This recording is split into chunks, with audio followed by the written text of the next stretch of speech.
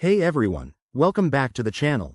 Today, we're diving into a super practical tutorial: how to send Tether from your Coinbase wallet to MetaMask in 2025. If you're into crypto, you know how important it is to move assets smoothly between wallets, and Tether is one of the most popular stablecoins out there. This step-by-step guide will make it easy, even if you're just starting out.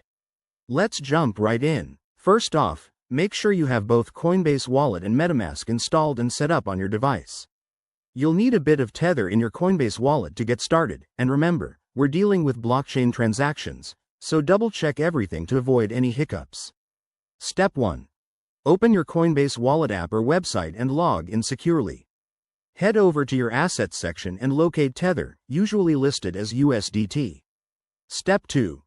In MetaMask, open the app or extension, and ensure you're on the correct network, probably Ethereum, since Tether is an ERC20 token. Copy your MetaMask wallet address by clicking the copy icon next to it. Step 3. Back in Coinbase Wallet, select the Send or Withdraw option for your Tether. Paste the MetaMask address into the recipient field. Be extra careful here. Double-check that the address is correct to prevent sending funds to the wrong place. Step 4. Enter the amount of Tether you want to transfer.